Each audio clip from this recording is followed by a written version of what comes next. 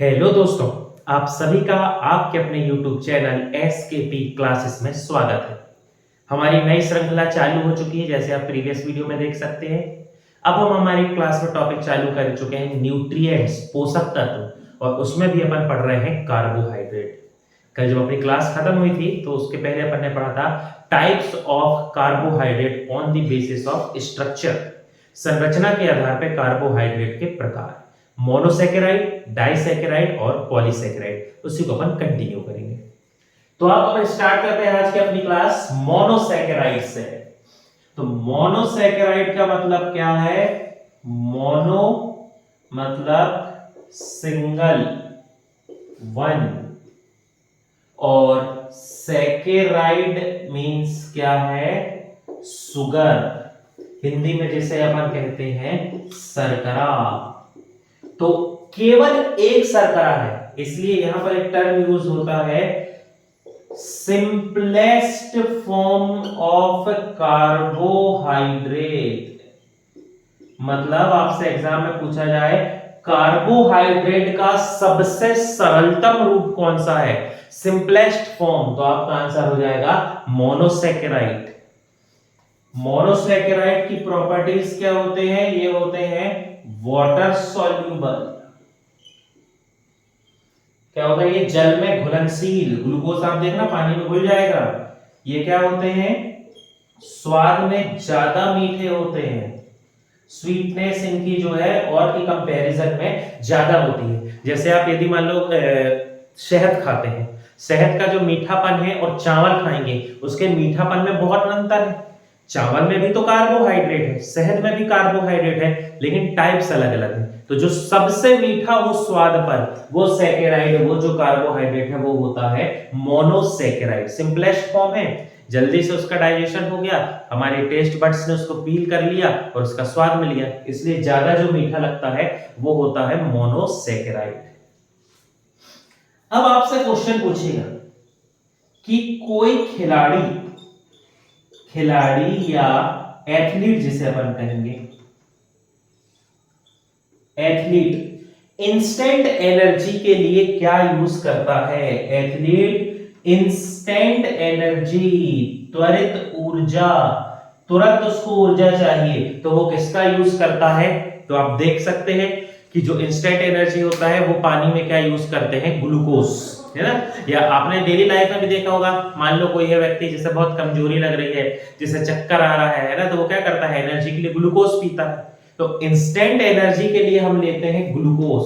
Glucose तो ठीक है, पर ऑप्शन में ग्लूकोज नहीं आया, तो मोनोसैकेराइड, डाइसैकेराइड इस हिसाब से ऑप्शन आ रहे हैं। तो इंस्टेंट एनर्जी के लिए हमेशा यूज किया जाता है मोनोसैकेराइड।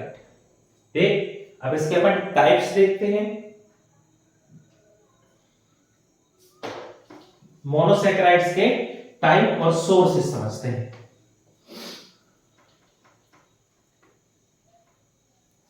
ठीक, तो यदि हम बात करें तो इसके जो एग्जाम्पल बहुत सारे तो आप जानते हैं, जैसे ग्लूकोज, फ्रक्टोज, फिर गैलेक्टोज और डेक्सट्रोज। ठीक, अब सब मोनोसैकेराइड है, मतलब ये जो चारों इनके फॉर्मूले क्या होंगे? तो फॉर्मूले होंगे C6H12O6, simplest form of carbohydrate, carbohydrate का सबसे सरल रूप। ग्लूकोज, ग्लूकोज को आप कैसे समझेंगे? ये यूज होता है त्वरित ऊर्जा के लिए, इंस्टेंट एनर्जी के लिए ग्लूकोज यूज होता है। फ्रक्टोज का फैक्ट याद रखेंगे, फ्रक्टोज को कहते हैं नेचुरल शुगर, या हिंदी में इसे अपन कहते हैं प्राकृतिक शर्करा। नेचर में मिलने वाला कोई पदार्थ यदि आप खाते हैं और वो स्वाद में मीठा है, जैसे फल, शहद, ये सब स्वाद में मीठे हैं, तो इनमें ग्लूकोज नहीं है, इनमें क्या होता है? फ्रक्टोज। ग्लूकोज जो होता है, इस ग्लूकोज को आर्टिफिशियली, या जिसे अपन कहते हैं कृत्रिम रूप से बनाया जाता है। तो एनर्जी के लिए यूज होता है, आर्टिफिशियल बनाते हैं, जो नेचुरल है वो होता है फ्रक्टोज। गैलेक्टोज को कहा जाता है मिल्क शुगर। दूध में जो मीठापन होगा उसका कारण क्या होता है, उसमें पाया जाने वाला गैलेक्टोज।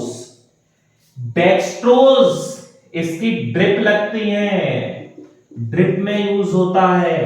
आपने सुना होगा, कहते हैं कि कोई व्यक्ति जो है उसे बहुत ज्यादा कमजोरी हो गई है तो उसे ग्लूकोज की बोतल चढ़ाई गई है। ठीक है, नॉर्मल बोलचाल में ठीक है, आप ये टर्म यूज करते हैं, लोग कहते हैं कोई बात नहीं, लेकिन याद रखिए किसी भी व्यक्ति को ग्लूकोज नहीं चढ़ाया जाएगा। देखो बॉटल जो ड्रिप है वो कैसे लगती है, ये सीधे वेन्स में लगती है, जो सिराएं होती हैं इसमें बॉटल लगा दी है। अब ये जो ड्रिप से जो लिक्विड जाना है वो सीधे ब्लड में जा रहा है, ब्लड से फिर वो वेन हार्ट में जाएगी, ब्लड को लेकर, है ना, ब्लड पहुंचा फिर हार्ट से पूरे शरीर में पहुंचेगा, तो वो जो ड्रिप का सब्सटेंस है वो सीधे ब्लड में जा रहा है। अब मान लो कोई व्यक्ति है जिसको ग्लूकोज की बोतल चढ़ा दी जाए तो उसके ब्लड में सीधे सीधे ग्लूकोज चला जाएगा, और यदि ब्लड में ग्लूकोज की मात्रा ज्यादा हो जाए तो उस बीमारी को अपन कहते हैं डायबिटीज, मधुमेह, या घर की भाषा में कह देते हैं शुगर, तो वो बीमारी हो जाएगी। तो कभी भी जब ड्रिप दी जाती है वो ग्लूकोज की नहीं होती, वो होती है डेक्सट्रोज की। फॉर्मूला इसका भी है C6H12O6, ड्रिप से उसको पहुंचा दिए, डेक्सट्रोज हमारे ब्लड में पड़ा हुआ है, धीरे धीरे हमारे ब्लड में मेटाबॉलिज्म, उपापचय क्रियाएं चलती रहेंगी और उस मेटाबॉलिज्म के कारण ये डेक्सट्रोज धीरे धीरे ग्लूकोज में टूटेगा और हमें एनर्जी मिलती रहेगी। आजमा के देखना, कभी आप हॉस्पिटल जाओ और देखो कि किसी को बॉटल लगी है तो उस बॉटल को उठा के देखना, उसमें लिखा रहेगा 4% NOH डेक्सट्रोज। ठीक है, तो वो NOH जो होता है वो बॉडी में एल्कलाइन, मतलब क्षारीयता को अपन कह सकते हैं, बॉडी का जो बेसिक नेचर है उसको मेंटेन करना है, तो वो एक अलग चीज हो गई। बाकी हमेशा क्या यूज किया जाता है, डेक्सट्रोज। लिखना, ये फॉर्मूला सबके रहेंगे, है ना। चलिए आगे बढ़ेंगे। अब एक और इसमें एक आर्टिफिशियल यदि अपन बात करें मोनोसैकेराइड की, तो एक मोनोसैकेराइड जो है बहुत यूज होता है। ठीक, उसको समझने से पहले थोड़ी सी कंडीशन समझ लो डायबिटीज की, मधुमेह या डायबिटीज। देखिए आपने ये जरूर सुना होगा कि यदि किसी व्यक्ति को डायबिटीज है, मधुमेह है, तो उसे इंसुलिन के इंजेक्शन दिए जाते हैं। सुना है ना, इंसुलिन, इंसुलिन एक हार्मोन है। कंडीशन समझना, मान लो कोई ऐसा व्यक्ति है जिसके शरीर में, या अपन कहें जिसके ब्लड में इंसुलिन की कमी है। अब इंसुलिन की कमी होने की वजह से क्या हुआ, उस व्यक्ति के ब्लड में जो ग्लूकोज था उसका मेटाबॉलिज्म नहीं हो पाया। मेटाबॉलिज्म नहीं हो पाया तो उस व्यक्ति के ब्लड में ग्लूकोज या शर्करा का स्तर बढ़ गया। ग्लूकोज का लेवल जो है वो क्या हो जाएगा, इंक्रीज हो जाएगा या बढ़ जाएगा। और यदि किसी व्यक्ति के ब्लड में ग्लूकोज की मात्रा बढ़ जाए तो उसे अपन कहते हैं हाइपर ग्लाइसीमिया। थोड़ी ये क्या हो गया, डॉक्टर के हिसाब से नाम हो गया हाइपर ग्लाइसीमिया। इसी को बोलचाल में अपन कहते हैं डायबिटीज, हिंदी में कहा जाता है मधुमेह। उस व्यक्ति के शरीर में इंसुलिन कम है। जब तो आप देखना जिसको डायबिटीज ज्यादा होती है उसको खाना खाने के पहले इंसुलिन देते हैं, क्योंकि उसके ब्लड में इंसुलिन की क्या है, कमी। इंसुलिन की कमी, इसलिए शुगर लेवल बढ़ गया, हाइपरग्लाइसीमिया। ठीक, अब इसी के ऑपोजिट एक कंडीशन हो जाएगी। मान लो कोई व्यक्ति है जिसके ब्लड में इंसुलिन की अधिकता है, एक्सेसिव अमाउंट में उसके ब्लड में क्या है, इंसुलिन। अब जब इंसुलिन जरूरत से ज्यादा है तो वो मेटाबॉलिज्म करेगा ग्लूकोज का, और जरूरत से ज्यादा मेटाबॉलिज्म होने के कारण ब्लड में ग्लूकोज की कमी हो जाएगी। अब जैसे ब्लड में ग्लूकोज की कमी होगी, अब आप लॉजिक लगाओ, ज्यादा है तो हाइपर, ज्यादा कोई चीज होती तो उसे कहते हैं हाइपर, तो कम है तो उसे कहेंगे हाइपोग्लाइसीमिया। कहते हैं ना, जैसे कोई गुस्सा होता है बहुत ज्यादा तो अपन कहते हैं हाइपर क्यों हो रहा है, या यदि ब्लड प्रेशर बढ़ जाए तो हाइपर टेंशन कहते हैं। हाइपर मतलब होता है बढ़ना और हाइपो का मतलब होता है कम होना। तो जब ग्लूकोज की कमी हो गई, ठीक, तो उसे हम क्या कहेंगे, हाइपोग्लाइसीमिया, या घर की भाषा में इसे अपन कहते हैं लो ब्लड शुगर। ठीक, ये इंसुलिन की कंडीशन क्यों आई, क्योंकि ब्लड में किसकी क्वांटिटी के चेंज हो रहा है, ग्लूकोज। कभी ग्लूकोज घट रहा है, ग्लूकोज बढ़ रहा है। तो ग्लूकोज इसलिए अपन पढ़ रहे हैं क्योंकि ये भी एक टाइप का क्या होता है, मोनोसैकेराइड। अब बात निकली है तो एक पॉइंट और लिख लो, विश्व मधुमेह दिवस, वर्ल्ड डायबिटीज डे, ये तुम्हारे भाई के जन्मदिन के अगले दिन रहता है। तो यदि याद होगा तो जान जाओगे, नहीं तो लिख लो 14 नवंबर। वर्ल्ड डायबिटीज डे कब मनाते हैं, 14 नवंबर, बाल दिवस के दिन है ना, ये होता है मधुमेह दिवस, डायबिटीज डे। ले ले इसका स्क्रीनशॉट, फिर आगे बढ़ते हैं।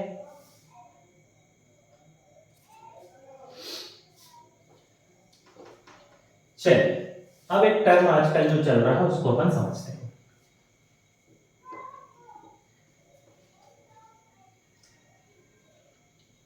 आपने सुना होगा कि अब कहा जाता है कि ऐसे व्यक्ति जिसे डायबिटीज है उनके लिए अलग अलग चीजें आती हैं। जैसे डायबिटीज वालों के लिए शुगर फ्री, उनके लिए मिठाई आ जाती हैं, शुगर फ्री बिस्किट्स आ जाती हैं, शुगर फ्री उनके लिए क्या कैप्सूल आती हैं जो वो चाय में डाल के यूज करते हैं। तो इस शुगर फ्री से मतलब क्या है समझो, यदि हम कुछ ऐसा सब्सटेंस खाते हैं जिसमें किसी भी फॉर्म में कार्बोहाइड्रेट है, कार्बोहाइड्रेट हम किसी भी फॉर्म में खा लें, हमारे शरीर के एंजाइम जब उसका डाइजेशन करेंगे तो उसको वो बदल देंगे ग्लूकोज में।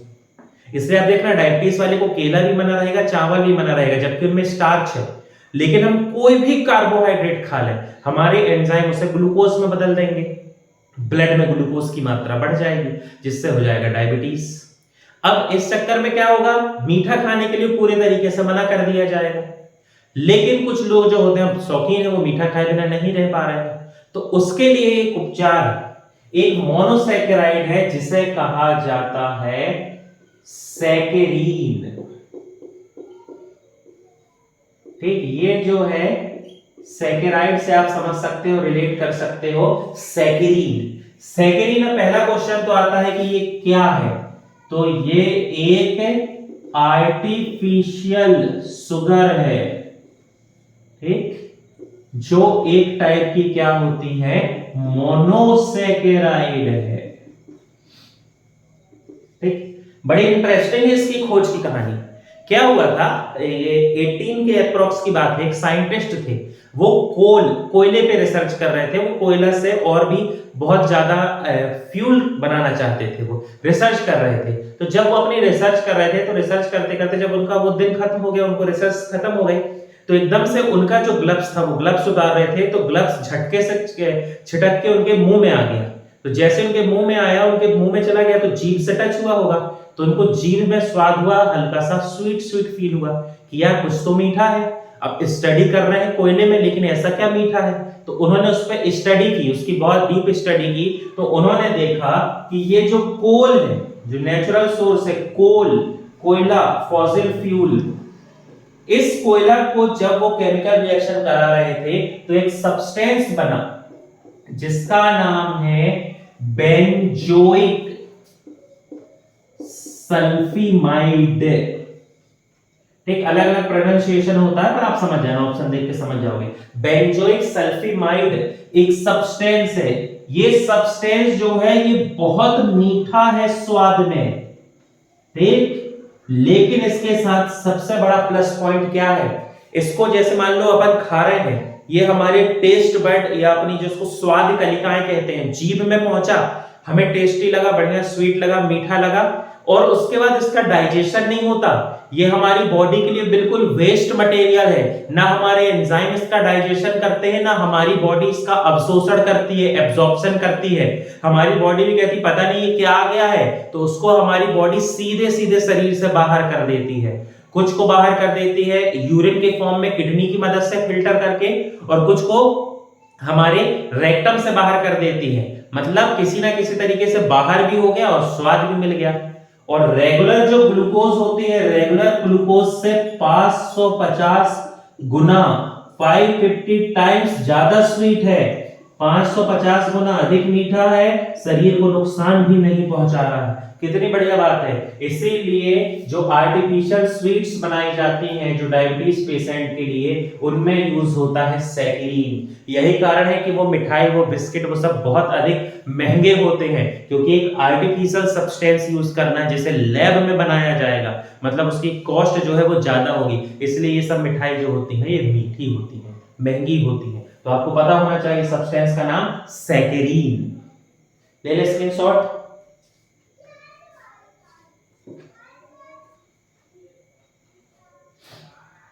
चलिए अब अपन आगे बढ़ते हैं।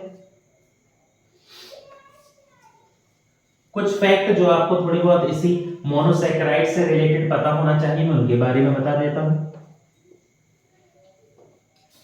ठीक, यदि हम बात करें हमारे ब्लड की, तो हमारे ब्लड में जो एवरेज शुगर लेवल, ये शुगर लेवल होना चाहिए 90 to 160 मिलीग्राम पर BL। ठीक, ब्लड को लीटर में मेजरमेंट करने के लिए ये यूनिट यूज करते हैं BL। mg मतलब मिलीग्राम होना चाहिए, 90 to 160। यदि ये कंडीशन है तो ये जो कंडीशन है इसमें अपन को कोई डिसीज नहीं है, थोड़ा बहुत कम ज्यादा चलता है, कोई दिक्कत नहीं है, पर एक एवरेज 90 से 160। ठीक, हमारी सेल को एनर्जी बनाने में, ऊर्जा बनाने में जो मदद करता है वो है ग्लूकोज। ग्लूकोज एनर्जी बनाने में हेल्प करता है, इसीलिए ग्लूकोज के लिए टर्म यूज किया जाता है, इसे कहते हैं सेल्यूलर फ्यूल, या इसे कहा जाता है कोशिकीय ईंधन। सेल्यूलर फ्यूल, कोशिकीय ईंधन। एक एनर्जी मिल रही है, यही ग्लूकोज टूटता है, कल याद होगा पढ़े थे, और क्या बनाता है 38 ATP एडिनोसिन ट्राइफॉस्फेट। ठीक, फिर यदि बात करें सोर्सेस की, तो सोर्सेस तो आप समझ गए, सभी मीठे फल। ठीक, जैसे अंगूर की यदि अपन बात करें, ठीक, और शहद जो नेचुरल मिल रहे हैं और स्वाद जो है मीठा है, वो सभी किस में आते हैं, मोनोसैकेराइड्स में। ठीक, चलिए अगले टाइप में बढ़ते हैं।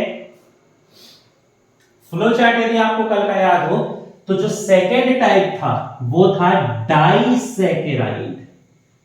डाइसैकेराइड समझेंगे, बहुत सिंपल। सेकेंड टाइप है डाइसैकेराइड्स।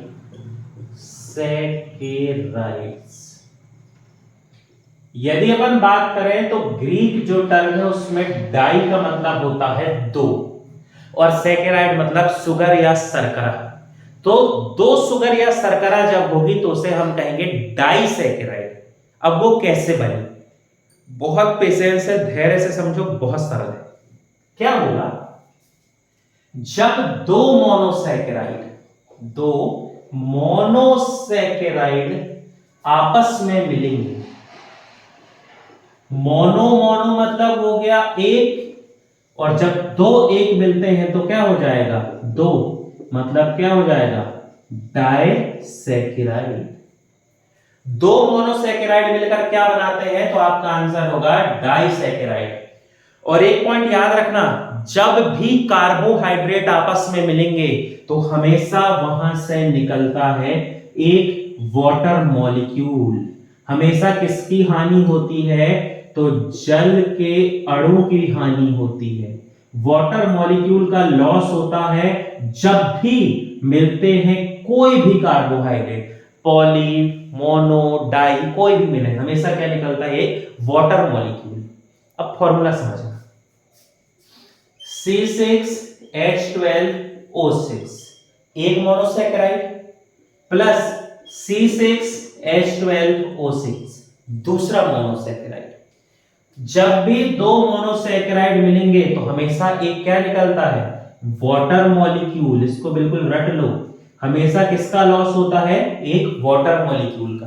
अब इसको जोड़ो तो क्या होगा, C12H24O12 यही होगा। लेकिन एक वाटर मॉलिक्यूल निकल गया -H2O, तो C12H कितना हो गया, 2 निकल गया है 22, और O में से एक निकल गया है, कितना हो गया 11।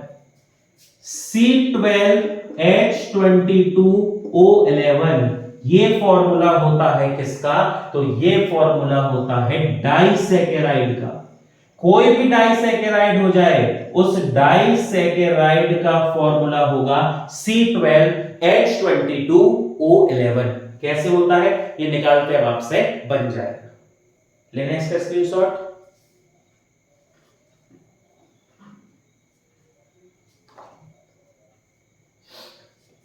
चल अब इसी से अपन इसके टाइप्स भी पढ़ लेते हैं, इसकी सोर्सेस भी समझ लेते हैं। एक फॉर्मूला निकालते हैं, आपसे बनने लगा। दो मोनोसैकेराइड मतलब जब अपन क्या क्या मिला दें, ग्लूकोज को मिला दिया जाए फ्रक्टोज के साथ, दोनों मोनोसैकेराइड हैं, तो जो डाइसैकेराइड बनता है वो है सुक्रोज। ठीक, अब मैं फॉर्मूला नहीं लिख रहा, समझते चलना।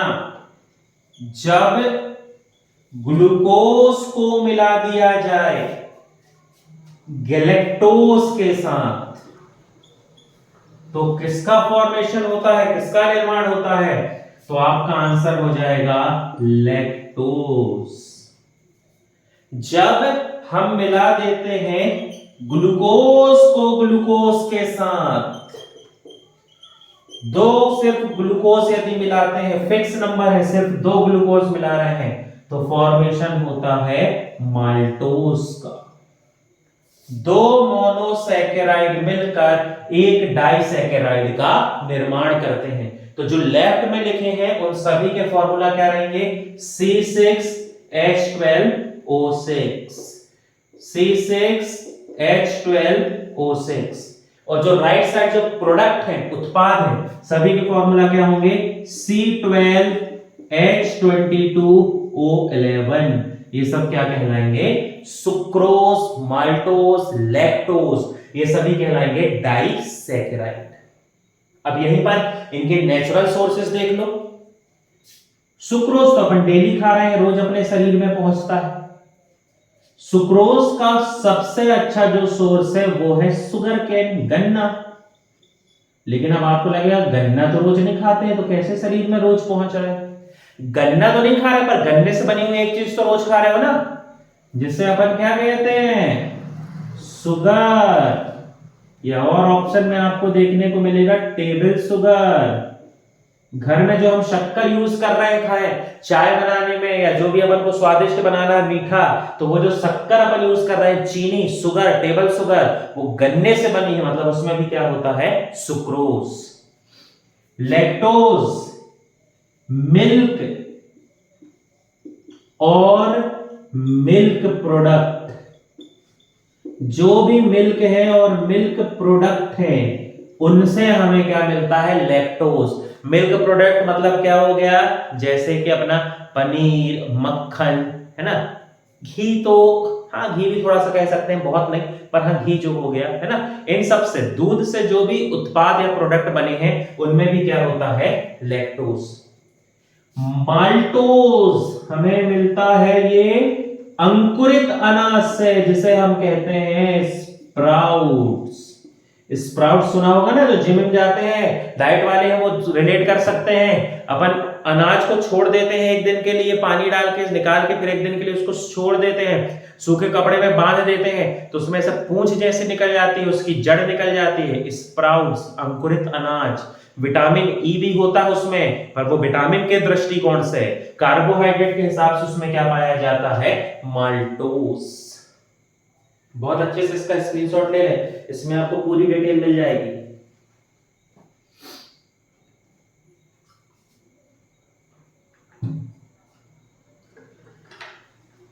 चलिए आगे बढ़ते हैं। अब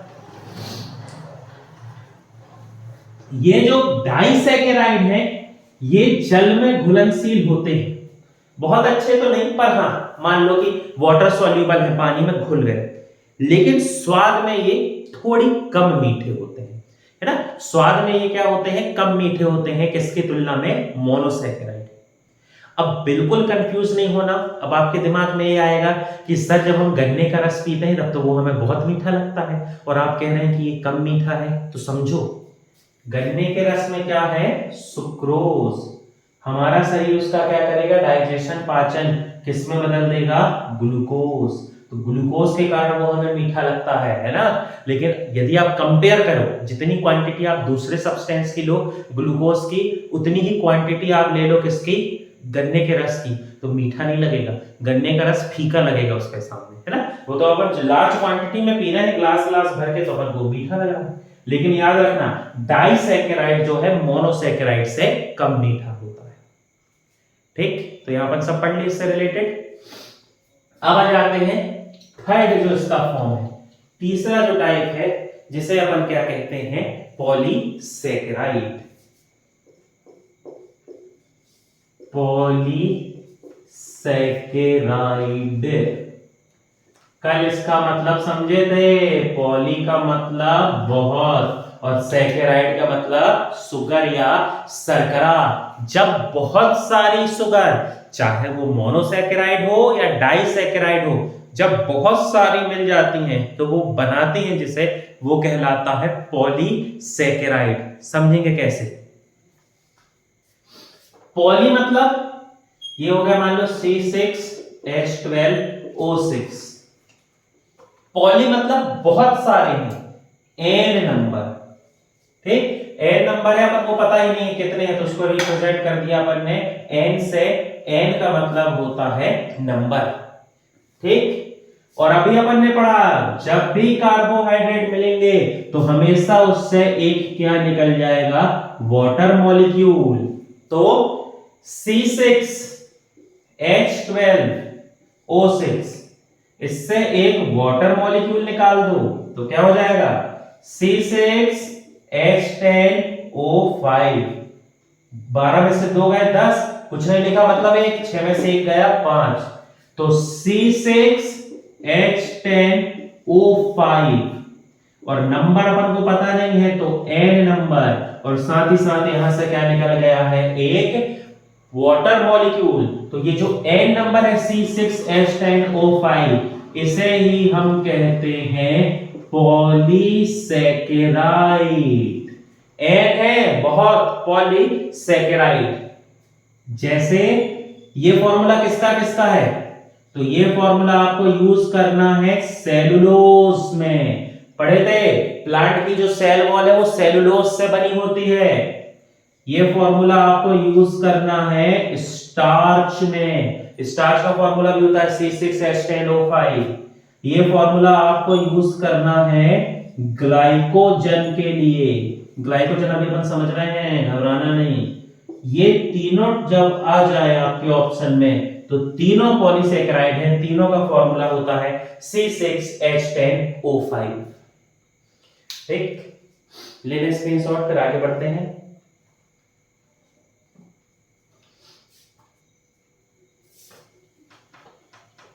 ठीक, अब यदि अपन बात करते हैं किसकी, पॉलीसैकेराइड की, तो याद रखना पॉलीसैकेराइड जो है स्वाद में कम मीठे होते हैं। पॉलीसैकेराइड जो है मोनोसैकेराइड और डाइसैकेराइड से जब अपन इनको कंपेयर करेंगे तो ये स्वाद में कम मीठे हैं, और साथ ही साथ ये जल में अघुलनशील होते हैं, इनसॉल्यूबल इन वाटर। यही कारण तो है आपको आलू और चावल कम खाने के लिए कहा जाता है। चावल को अपन धुल तो रहे हैं, लेकिन धुलने के बाद जब अपन उस पानी को बाहर करेंगे ना तो उसमें स्टार्च घुलकर बाहर नहीं जाएगा। हाँ वो बात की बात है कि जब आप बनाओगे, बनाने के बाद एक प्रोसेस होती है हर जगह उसका अलग अलग नाम है, हम तो उसको पसाना कहते हैं उस प्रोसेस को, है ना। उसमें क्या होता है, चावल के पानी को अलग कर लिया जाता है, तो जब चावल का पानी जो वह अलग हुआ है उसमें स्टार्च है, उसमें स्टार्च रहेगा। क्यों? क्योंकि अपन ने चावल को उबाला है, उबालने की वजह से टेम्परेचर ज्यादा होने की वजह से फिर उसके बॉन्ड्स या बंध टूट गए स्टार्च के, इसलिए वो स्टार्च पानी में घुल गया। लेकिन सिर्फ यदि चावल है उसको टेम्परेचर ना दें और उस पानी को हम हटा दें तो चावल से कभी भी स्टार्च बाहर नहीं निकलेगा, ठीक है। या आप कोई भी ऐसी चीज खाते हैं जिसमें स्टार्च वो धुलने पर अलग नहीं होता, इसलिए जिसको डायबिटीज होती है उसको स्टार्च वाले सब्सटेंस ना खाने को कहा जाता है। जैसे केला उसको मना करते हैं, है ना, ऐसा नहीं होगा कि वो केला छील कर धुल ले तो स्टार्च अलग हो जाए, ये तकनीक काम नहीं करेगी। क्या होते हैं ये, इनसॉल्युबल अघुलनशील। ठीक, फिर एक पॉइंट जो अपन सेल पढ़ते समय पढ़े थे कि सेल वॉल, कोशिका भित्ति, कोई की भी कोशिका भित्ति हो, सेल वॉल हमेशा बनी होती है पॉलीसैकेराइड की। हमेशा किसकी बनी रहेगी, पॉलीसैकेराइड की। यदि एग्जाम्पल या उदाहरण की बात करते हैं तो एग्जाम्पल जैसे हो गए पेड़ पौधे, पेड़ पौधों की जो सेल वॉल है, कोशिका भित्ति है, ये बनी होती है सेलुलोज से। फिर यदि हम बात करते हैं बैक्टीरिया की, तो बैक्टीरिया की सेल वॉल बनी होती है पेप्टाइडोग्लाइकेन। पेप्टाइडोग्लाइकेन शुद्ध रूप में पॉलीसैकेराइड नहीं है, एमिनो एसिड का मिक्सचर है, पर अभी जरूरत नहीं है, अभी चलने दो, ठीक। फिर फंगस, फंगस की सेल वॉल बनी होती है काइटिन से। जो नोट्स बना रहे हैं, लिख रहे हैं, तो ब्रैकेट में काइटिन लिख लो भाई, नहीं मेरे टाइप तुम लोग भी चाइटिन चाइटिन पढ़ते रहो, काइटिन है वो। ये काइटिन आपने और कहां सुना होगा, आपने एक पॉइंट सुना होगा कि यदि पूरी दुनिया में भी परमाणु बम का, एटॉमिक बम का यदि विस्फोट हो जाए तो कॉकरोच नहीं मरेंगे, एक ऐसा फैक्ट होता है ना। या आप कभी वेब सीरीज देखो, मूवी देखो, तो उसमें कहते हैं यार तो बिल्कुल कॉकरोच है, हर परिस्थिति में रह जाता है, तो कॉकरोच भी हर कंडीशन में सरवाइव कर जाता है, क्योंकि कॉकरोच के ऊपर वाली जो लेयर है वो काइटिन की बनी होती है। हाँ, वो एक बात है कि पैरागॉन में बेचारा सरवाइव नहीं कर पाता, रख ही दो लाख, तो ऐसा नहीं है। लेकिन यदि केमिकल अपन कॉम्पोजिशन देखें तो काइटिन जो है बहुत स्ट्रॉन्ग सब्सटेंस है, इसलिए तो देखना फंगल इन्फेक्शन कितनी जल्दी होता है। थोड़ी भी नमी स्किन में हुई नहीं कि अपन को फंगल इन्फेक्शन हो जाएगा, थोड़ी बहुत कोई चीज अपन खुली नहीं रखे कि उसमें फफूंद लग गए, क्योंकि इसकी काइटिन बहुत मजबूत होती है। और काइटिन एक क्या है, काइटिन एक प्रकार का पॉलीसैकेराइड है। पॉली मतलब एन नंबर, मतलब फिक्स ही नहीं है कितना नंबर, तो वो बहुत मजबूत है, स्ट्रॉन्ग। फिर एल्गी, ये जिसे अपन कहते हैं शैवाल, शैवाल भी प्लांट की कैटेगरी में आएगा, जिसकी सेल वॉल भी बनी होती है सेलुलोज से। तो कोई भी सेल वॉल हो हमेशा वो किससे बनी होती है, पॉलीसैकेराइड से। क्योंकि सेल वॉल का क्या काम है, पेड़ पौधों को तापमान में होने वाले परिवर्तन से बचाना, पेड़ पौधों को या जिसमें भी सेल वॉल होगी उसको एटमॉस्फेरिक प्रेशर से बचाना, वायुमंडल के दाब से बचाना, उसको एटमॉस्फेयर के मॉइस्चर से बचाना, तापमान से, तेज हवा से, सबसे बचाना है, तो उसको मजबूत होना पड़ेगा। मजबूत होने के लिए उसके पास कोई भी चीज ज्यादा होना चाहिए, और ज्यादा मतलब पॉली, और पॉलीसैकेराइड से ही हमेशा क्या बनती है, सेल वॉल। ठीक, लेंगे इसका स्क्रीनशॉट, फिर अपन आगे बढ़ते हैं।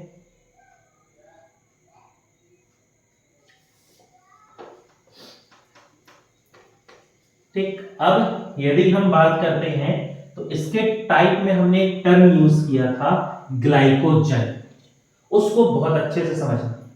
एक टर्म अपन ने अभी देखा ना कि पॉलीसैकेराइड का फॉर्मूला है ग्लाइकोजन। ठीक, तो ग्लाइकोजन का मतलब होता है, समझिए, हम भोजन के रूप में कोई भी कार्बोहाइड्रेट ले लें, मान लो हमने ले लिया स्टार्च, दूध वाले कोई सब्सटेंस खा लिए तो लैक्टोज, अनाज खा लिए अंकुरित अनाज तो माल्टोज, शक्कर खा गए तो सुक्रोज। कोई भी हम पॉलीसैकेराइड खाएं, हमारे शरीर के एंजाइम आखिरी में इन सभी का कर देते हैं डाइजेशन। डाइजेस्टिव सिस्टम वाले टॉपिक में अपन पढ़े थे, जो पहली बार वीडियो देख रहा है एक बार उसको जाके रिवीजन कर ले। इन सभी का एंजाइम कर देंगे डाइजेशन, और जब ये सब का डाइजेशन होगा तो ये सब बदल जाते हैं ग्लूकोज में, C6H12O6।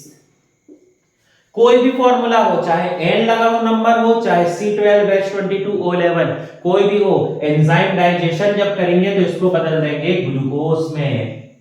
अब ये ग्लूकोज हमारी सेल में चला जाएगा, हमें एनर्जी देता रहेगा, एक नॉर्मल कंडीशन है।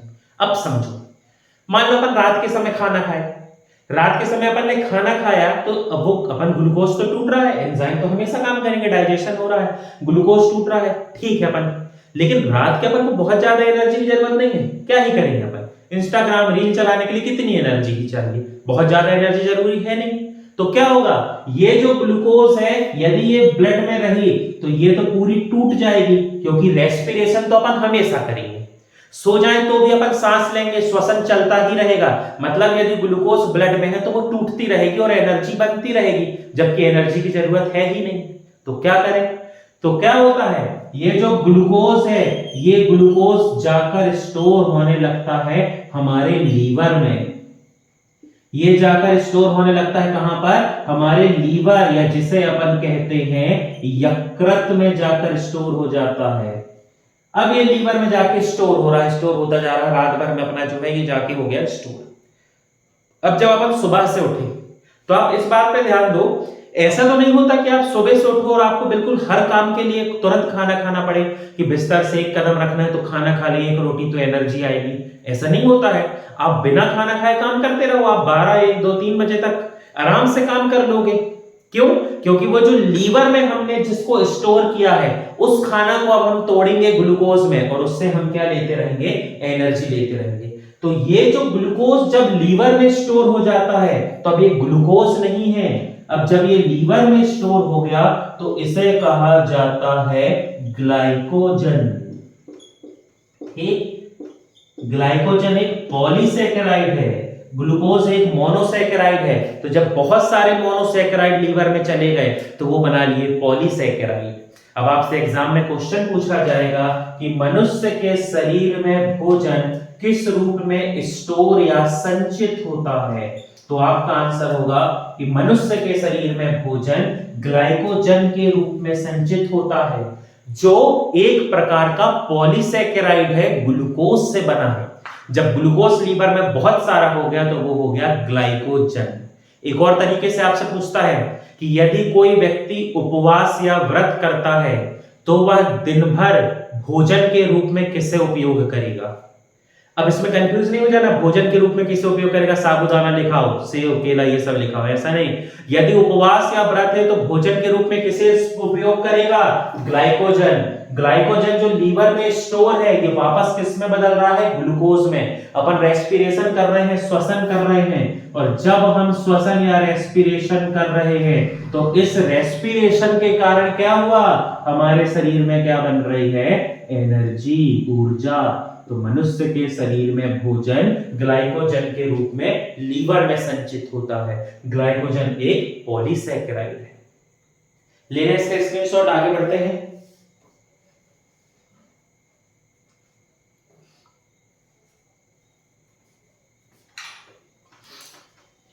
चलिए, पॉलीसैकेराइड के सोर्सेस या स्रोत तो बहुत बड़ा इशू नहीं है, आप दैनिक जीवन में सुनते रहते हैं। स्टार्च किस में मिल रहा है, तो आपके दिमाग में सीधे सीधे आ जाएगा आलू, ठीक है, टमाटर कह रहा हूं, आलू, चावल, ठीक है। और यदि अपन बात करें तो और अपन ऐसा क्या खाते हैं जिसमें स्टार्च है, केला, है ना।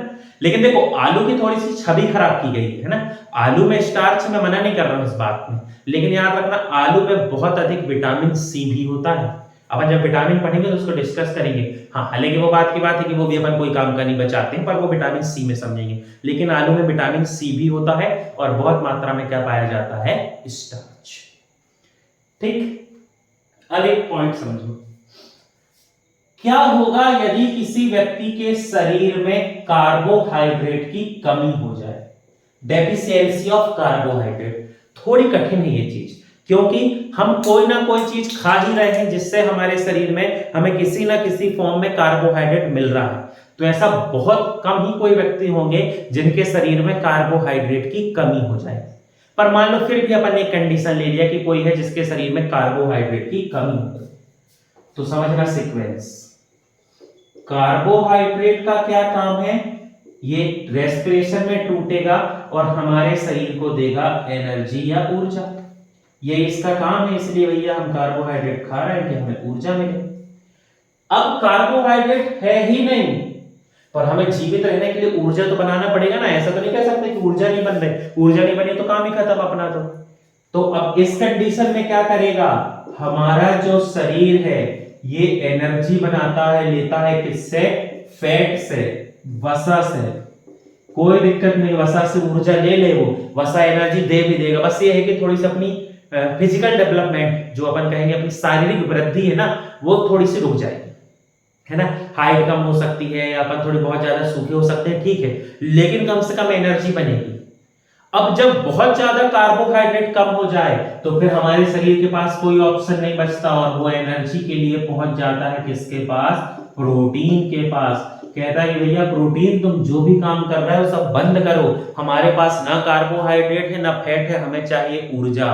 प्रोटीन एनर्जी दे देता है, प्रोटीन कोई दिक्कत नहीं, प्रोटीन एनर्जी दे देगा, लेकिन उस वजह से क्या होगा, प्रोटीन का काम होता है हमारे शरीर में मसल्स बनाना, हमारी बॉडी को रिपेयर करना, हमारी बॉडी की ग्रोथ करना, उसको एनर्जी देना उसका मेन काम नहीं है, ये सब उसके मेन काम है। लेकिन जब हमारा शरीर जबरदस्ती उससे क्या लेने लगेगा, एनर्जी, तो ये जो काम है हमारे शरीर में नहीं होंगे और देखते देखते हमारी जो मसल्स हैं, हमारे शरीर में जो लिगामेंट्स टूटेंगे, ये रिपेयर नहीं हो पाएंगे और धीरे धीरे हमारा जो शरीर है बहुत कमजोर होने लगेगा।